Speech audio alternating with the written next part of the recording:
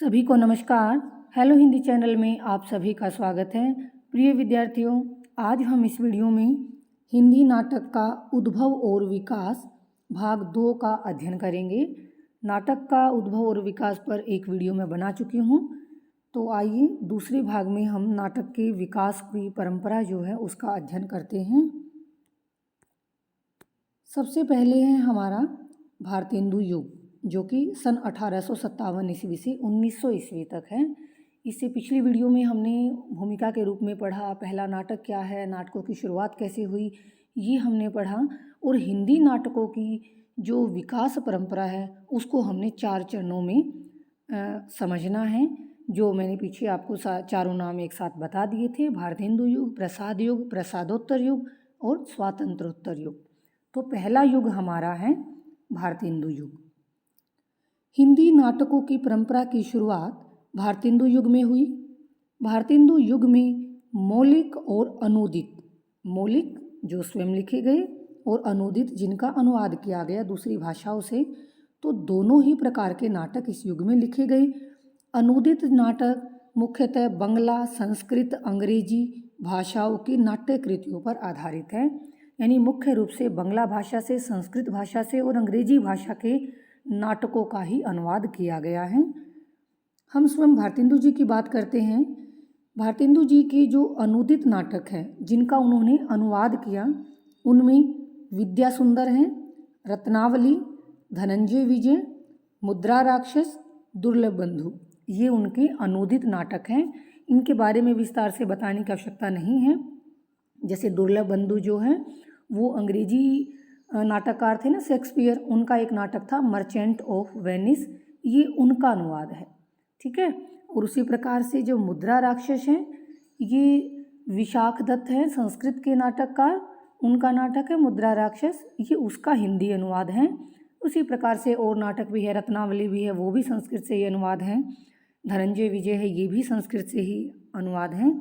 तो हमें इनका विस्तार बताने की ज़रूरत नहीं है, आप केवल यहाँ पर इनके नाम लिखिए। भारतेंदु जी के अनुदित नाटकों में ये विद्या सुंदर, रत्नावली, धनंजय विजय, मुद्रा राक्षस, दुर्लभ बंधु आदि प्रमुख हैं। और उनके मौलिक नाटकों की बात जब हम करते हैं तो वैदिकी हिंसा हिंसा न भवति, ये जो नाटक हैं इसमें उन्होंने जो धर्म के नाम पर पशु बलि की जाती थी उसका विरोध किया है। चंद्रावली नाटक लिखा है।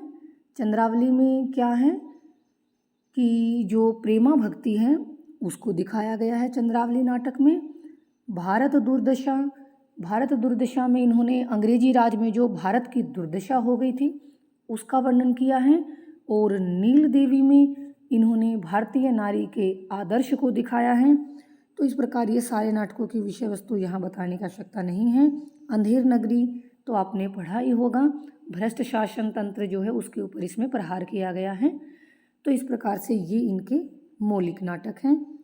भारतेंदु जी के नाटकों में सुधारवादी दृष्टिकोण के साथ साथ राष्ट्रीय चेतना की अभिव्यक्ति हुई है तथा युगीन समस्याओं को जनता तक पहुंचाने का प्रयास किया गया है। ये भारतेंदु जी के नाटकों की विषय वस्तु हैं। सुधारवादी दृष्टिकोण है, राष्ट्रीय चेतना की अभिव्यक्ति उनमें मिलती हैं और जो उस समय युगीन जो समस्याएं थी उनको जनता तक पहुंचाने का प्रयास किया गया है। क्योंकि देखिए भारतेंदु जी के जो नाटक थे उनमें जन कल्याण की भावना थी, वो लोगों के कल्याण की भावना से ओतप्रोत थे। इसीलिए उनके नाटकों का जो मुख्य स्वर था वो उपदेशात्मक था, लोगों को उपदेश देना। उसके पश्चात देखिए इन्होंने ऐतिहासिक, पौराणिक और आधुनिक हर प्रकार के नाटक लिखे हैं भारतेंदु जी ने। इनके नाटकों में हास्य और व्यंग्य विनोद का सामंजस्य देखने को मिलता है। यानी हास्य भी मिलता है और व्यंग्य विनोद यानी जो मजाक के लहजे में जो व्यंग्यपूर्ण बातें ये कह देते हैं उनका सामंजस्य तालमेल देखने को मिलता है। भारतीय समाज की अनेक कुरीतियों और समस्याओं का चित्रण इन्होंने अपने नाटकों के माध्यम से किया है। देखिए एक और बात मैं आपको यहाँ बताना चाहती हूँ कि जो इनके नाटकों में अतीत का गौरवगान है और जो ऐतिहासिक श्रेष्ठता को भारतेंदु के युग में दिखाया गया है, यानी अतीत का गौरव और जो ऐतिहासिक श्रेष्ठता है उसकी शुरुआत हमें भारतेंदु युग में ही देखने को मिलती है। शुरुआत उसकी भारतेंदु युग में ही हो गई थी, लेकिन इसका जो विकास है, ऐतिहासिक श्रेष्ठता को जो और अतीत के गौरवगान का जो प्रमुख विकास हमें देखने को मिलता है, वो हमें प्रसाद युग के नाटकों में ही देखने को मिलता है। यानी इसका बीज यहीं पर बो दिया गया था। ठीक है, ये कहेंगे कि शुरुआत जो है ऐतिहासिक श्रेष्ठता को दिखाने की और अतीत के गौरवगान की शुरुआत भारतेंदु युग में ही हो गई थी, लेकिन इसका पूर्णतः विकास हमें प्रसाद युग में देखने को मिलता है। तो ये था भारतेंदु युग। भारतेंदु युग के अन्य नाटककार, ऐसा नहीं है कि भारतेंदु युग में केवल भारतेंदु हरिश्चंद्र ने ही नाटकों की रचना की है। तो भारतेंदु युग में उनके जो समकालीन नाटककार थे उनके बारे में भी हम जानेंगे। उनके नाम आप लिख लीजिएगा। लाला श्रीनिवास दास हैं, इनके द्वारा लिखे गए नाटक है प्रहलाद चरित, संयोगिता स्वयंवर, तप्ता संवरण, रणधीर प्रेम मोहिनी। इनके बारे में देखिए, अगर मैं एक एक के बारे में आपको बताऊंगी किस नाटक में क्या दिखाया गया है तो बहुत ही लंबा वीडियो भी हो जाएगा और आपका प्रश्न भी। आपने केवल इन नाटककारों के नाम लिखकर इनके 1 या 2 नाटक ही यहाँ पर लिखने हैं, और ये मैंने संख्या में ज़्यादा लिखे हैं क्योंकि आप इनमें से 1-2 भूल भी गए तो आपके लिए 4-5 याद रहने के लायक बच जाएंगे। तो लाला श्रीनिवास दास के जो नाटक है प्रहलाद चरित है, संयोगिता स्वयंवर, तप्ता संवरण और रणधीर प्रेम मोहिनी। फिर है राधा कृष्ण दास भी भारतेंदु युग के एक लोकप्रिय नाटककार माने गए हैं। उनके नाटक है महारानी पद्मावती, महाराणा प्रताप और दुखिनी बाला। ठीक है, दुखिनी बाला। उसके बाद है बालकृष्ण भट्ट के जो नाटक हैं दमयंती स्वयंवर, वेणी संहार, शिक्षादान, कलिराज की सभा, बाल विवाह। राधाचरण गोस्वामी ने जो नाटक लिखे तन मन धन गोसाई जी के अर्पण, बूढ़े मुँह मुहासे, लोग देखे तमासे, ये दोनों ही नाटक राधाचरण गोस्वामी के जो हैं वो प्रहसन हैं। ठीक है, और अमर सिंह राठौर, ये जो नाटक है ये इनका ऐतिहासिक नाटक है। प्रताप नारायण मिश्र हठी हमीर, गोसंकट, ये नाटक इन्होंने लिखा। गोपाल राम गहमरी ने देश दशा, जैसे को तैसा और विद्या विनोद, ये नाटक इन्होंने लिखे हैं। जीपी श्रीवास्तव ने और क्या लिखे हैं उलटफेर, दुमदार आदमी, कुर्सी में, न घर का न घाट का, ये भी प्रहसन है। तो ये भारतेंदु युग के अन्य नाटककार हैं भारतेंदु के अतिरिक्त। दूसरा जो हमारा युग है वो है प्रसाद युग। प्रसाद युग 1900 से लेकर 1930 ईस्वी तक हम कहेंगे प्रसाद युग है। जयशंकर प्रसाद हिंदी नाटक में मील का पत्थर हैं, इसीलिए उन्हीं के नाम पर इस युग का नामकरण हुआ। इन्होंने नाट्य विधा को एक नया स्वरूप प्रदान किया। ठीक है, एक सशक्त नाटककार है जयशंकर प्रसाद, इन्हीं के नाम से हम प्रसाद युग पढ़ेंगे, अगला युग प्रसादोत्तर युग पढ़ेंगे। तो एक सशक्त नाटककार हम इनको कह सकते हैं। प्रसाद जी के समय तक हिंदी रंगमंच का पूर्ण विकास नहीं हो सका था, इसीलिए इनके नाटक पाठ्य अधिक है, अभिनय कम। इसका क्या तात्पर्य है कि नाटक जो हैं वो रंगमंच पर अभिनीत किए जाते हैं। नाटकों का प्रमुख गुण यही है कि वो मंच पर अभिनीत किए जाते हैं। लेकिन प्रसाद जी ने जब नाटक लिखे शुरुआत की तो उस समय हिंदी रंगमंच का पूर्ण विकास नहीं था, इसीलिए उनके जो नाटक हैं वो पाठ्य अधिक, पढ़ने में अधिक हैं, लेकिन वो अभिनेता की दृष्टि से वो पूर्ण नहीं है। क्यों? क्योंकि उनके जो नाटक हैं उनका कथानक विस्तृत है, दृश्यों की बहुलता उसमें ज़्यादा है, लंबे लंबे स्वगत कथनों का प्रयोग किया गया है। तो इसके कारण वो नाटक जो मंच पर अभिनीत किए जा सकते हैं वो उसमें बाधा बनते हैं। इसीलिए कहा गया कि उनके नाटक जो है पढ़ने में अधिक प्रयोग किए जाते हैं, अभिनेता की दृष्टि से कम प्रयोग किए जाते हैं। प्रसाद जी का मानना है कि नाटक के लिए रंगमंच होते हैं, न कि रंगमंच के लिए नाटक लिखे जाते हैं। क्योंकि प्रसाद जी के नाटकों पर यह आरोप लगाया गया था कि उनके नाटक मंच पर अभिनीत करने योग्य नहीं हैं। तो प्रसाद जी ने क्या कहा कि नाटकों के लिए रंगमंच बनाया जाता है, न कि रंगमंच के लिए नाटक। अपनी बात का समर्थन करते हुए उन्होंने ये कहा था। प्रसाद जी ने ऐतिहासिक नाटकों की रचना की है और ऐतिहासिक नाटकों की रचना करने वाले वो हिंदी के प्रमुख नाटककार माने जाते हैं। अपने नाटकों के माध्यम से देश के गौरवशाली अतीत और देश के महापुरुषों की वीरता आदि को दर्शाकर तत्कालीन पराधीन भारतीयों के मन में एक नई चेतना प्रसाद जी के नाटकों ने भरी है। ये मैंने भारतेंदु युग में आपको बता ही दिया था कि गौरवशाली अतीत का वर्णन और ऐतिहासिक श्रेष्ठता को बताने की शुरुआत भारतेंदु युग में भले ही हो गई थी, लेकिन उसका पूर्ण रूप से निरूपण जो है, विकास जो है, वो प्रसाद युग में आकर ही होता है।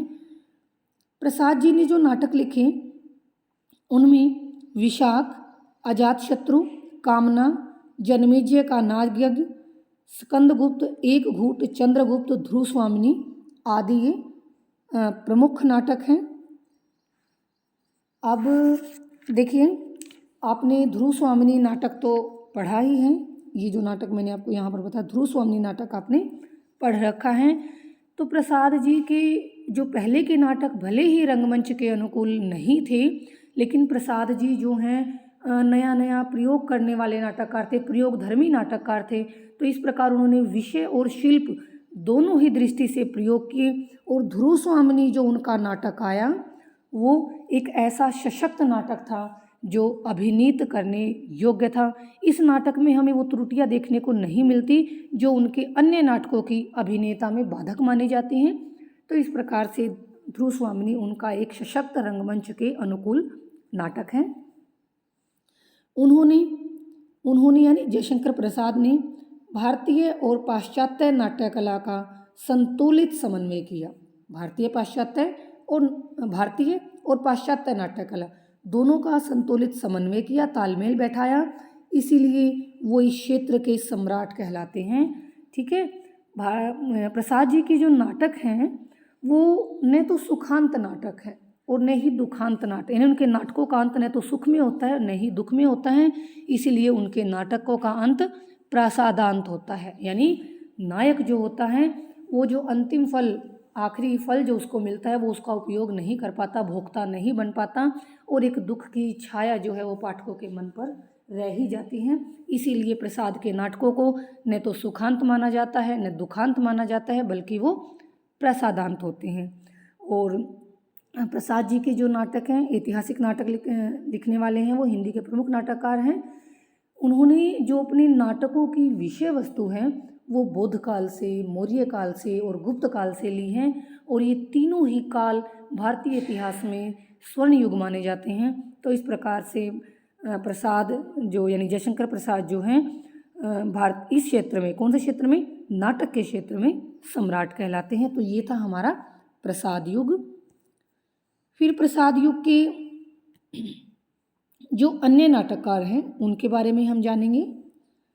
प्रसाद युग के नाटकों को हम मुख्यतः 3 भागों में बांट सकते हैं। यानी प्रसाद युग में एक तो पौराणिक नाटक लिखे गए जिनमें माखनलाल चतुर्वेदी का कृष्णार्जुन युद्ध है, उदय शंकर भट्ट ने विक्रमादित्य लिखा, राम नरेश त्रिपाठी ने सुभद्रा आदि ये जो नाटक है ये पौराणिक नाटक हैं। दूसरे नाटक लिखे गए ऐतिहासिक नाटक जिनमें वृंदावन लाल वर्मा ने सेनापति उदल नाटक लिखा, लक्ष्मी नारायण मिश्र ने अशोक नाटक लिखा और प्रेमचंद का करबला, ये ऐतिहासिक नाटकों की श्रेणी में आएंगे। तीसरे हैं सामाजिक नाटक, हरि कृष्ण प्रेमी का लिखा हुआ रक्षाबंधन, लक्ष्मी नारायण मिश्र का सन्यासी और आधी रात, विशंबरनाथ शर्मा कौशिक का अत्याचार का परिणाम और प्रेमचंद का संग्राम, ये नाटक सामाजिक नाटकों की श्रेणी में आएंगे। तो प्रसाद युग के जो नाटक हैं वो पौराणिक, ऐतिहासिक और सामाजिक 3 भागों में उनको समझ सकते हैं। इसके अतिरिक्त गोविंद वल्लभ पंत जो प्रसाद युग के एक प्रसिद्ध नाटककार हैं, इन्होंने पौराणिक, ऐतिहासिक और सामयिक यानी सामाजिक तीनों प्रकार के ही नाटकों की रचना की है। संक्षेप में अगर हम कहें तो जो प्रसाद युग है वो विषय और शिल्प दोनों ही दृष्टियों से हिंदी नाटकों को प्रौढ़ता की ओर ले जाने वाला युग है।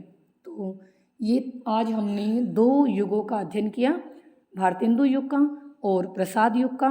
बाकी के जो 2 युग बच गए हैं उनको हम अगली वीडियो में पढ़ेंगे। मैं उम्मीद करती हूँ कि नाटक आपको नाटक का जो विकास क्रम है वो आपको समझ आ रहा होगा। इसी के साथ आप सभी श्रोतागणों का मुझे सुनने के लिए बहुत बहुत धन्यवाद। अगर इन प्रश्नों में किसी प्रकार की कोई दिक्कत आती है तो आप कमेंट करके मुझे बता सकते हैं। एक बार फिर से आप सभी का धन्यवाद।